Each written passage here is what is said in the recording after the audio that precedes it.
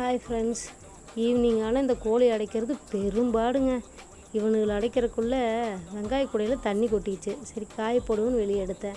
சரி இன்றைக்கி வெங்காயத்துக்கு துண்டு துண்டாக நறுக்கி போட்டால் சாப்பிட வருவாங்க, அடிச்சிடலான்னு பார்த்தா அதுக்கும் ஒருத்தரும் சிக்க மாட்டேங்க. நான் கருப்பை மட்டும் சாப்பிட்டான். இங்கே பாருங்க, ஒருத்தர் எட்டி பார்த்துக்கிட்டே இருக்கான். இன்னொருத்தர் இவன் போய் ஏறுறான்னு பார்த்தா இவன் ரெக்கையை வச்சுட்டு இப்போ தான் நான் எனர்ஜியாக விளையாடிக்கிட்டு இருக்காங்க. இன்னொருத்தர் காலையில் சந்தனத்தை ரெட்டை கூண்டில் அடித்தேன். காலையிலேருந்து உள்ளேயே இருக்கிறா. முட்டை வச்ச பாடையில் எனத்தையோ தேடிக்கிட்டே இருக்கிறா. கோதுமை அரிசி தண்ணி எல்லாம் வச்சாச்சு. நடையில் நான் உட்காந்துருக்கனால இங்கே ஒரு ஆள் வேறு வரமாட்டேனே நின்றுட்டுருக்கு. சரி போய் அடைங்கடான்னு போனால் சந்தனம் வேகமாக போன வேகத்துலேயே வேகமாக திரும்பி வந்துட்டா. ஏன்னா கருப்பு கொத்தி தள்ளி விட்டோன்னே அது வந்துட்டு இந்த பக்கமே சுற்றி வர ஆளுங்க. ஆனால் ஒருத்தி அடைஞ்ச பாடு இல்லை. இவ்வளவு அடைக்கிறதுன்னு பரவாயில்ல. எனக்கு ஒரு பெரிய பிரச்சனை. இங்கே பாருங்க, அந்த பக்கம் பார்த்தா வேகமாக குப்பையை கிளறி ஈவினிங் ஸ்நாக்ஸ் சாப்பிட்டுட்டு உட்காந்துருக்காங்க. அதான் அடையிற நேரத்தில் தான் தெம்மாக மேய்வாங்க. அதுதான் நம்மளுக்கு மண்டை குடைச்சலாக இருக்கும். இங்கே பாருங்க, அப்படி வர்றது, மேலே ஏறி வந்து அடையிற மாதிரி வர்றது. அங்கே சாப்பாடு வச்சுருப்போமா, காக்கா, மயில், அணில், கோழி, கிளி எல்லாமே வந்து சாப்பிடும். இவங்களும் சரி அந்த ஸ்நாக்ஸில் கொஞ்சம் எடுத்து கொத்தி சாப்பிட்டுட்ருக்காங்க.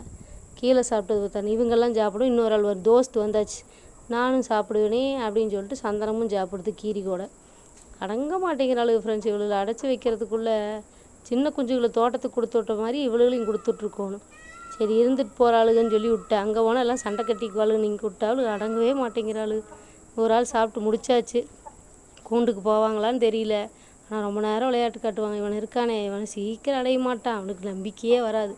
அவர் எப்படி இருக்கான் பாருங்க, தாடி கிடுக்கிடுன்னு ஆடுது. ஆனால் ஆள் உள்ளே போக மாட்டான். நின்று யோசனையிலேயே நின்றுட்டுருப்பான் ஒவ்வொரு ஆளாக.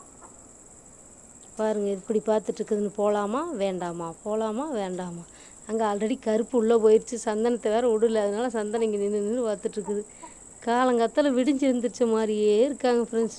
மேய்ச்சலுக்கு ரெடியாக இருக்காங்க. ஒரு ஆள் ரெடி இறங்கியாச்சு.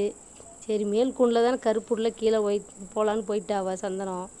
இங்கே பாருங்க, சேவக்காரன் என்னடா பண்ணுற போடா. இப்போ தான் கொக்கரக்கோன்னு கத்திக்கிட்டு ஆடிட்டுருக்கான் ஃப்ரெண்ட்ஸ். எப்படி குதிச்சிட்டான்னா பரவாயில்ல. இறங்கி கூண்டுக்குள்ளே போய் அடைக்கிறது தான் சரியான சிரமங்க. பெரும்பாடு ஆயிரும் சாயந்தரம் ஒவ்வொரு நாள். இங்கே இது வேறு சந்தனம் மேலே இறங்க ஒன்றையும் அடைக்க முடியலைங்க. இந்த 6 மணி ஆனால் பொழுது ஒழுகிற இருட்டுக்குள்ளே அடைச்சாதான் நம்மளுக்கு ஆச்சு. இல்லைன்னா ஒரு விளையாட்டு காட்டிட்டு கிடப்பாங்க. வெளிச்சமாகவே இருக்குதா, ஆனால் 6 ஆயிடுச்சு. 6 தாண்டினா தான் கொஞ்சம் இருட்டுது. அதுக்கப்புறம் சடசடன்னு இருட்டிடுது. இறங்கி ஒரு முடிவு எடுத்து வந்துட்டானுங்கப்பா. இனி இவனுங்க நம்மனா வேலைக்கு ஆகாதுன்னு பட்டுன்னு பிடிச்சி எல்லாத்தையும் அங்கேருந்து கூண்டில் இருந்த ரெட்டையும் தூக்கி எல்லாம் போட்டு அடைச்சிட்டு நம்ம டியூட்டியை பார்க்க போயாச்சுட்டேன்.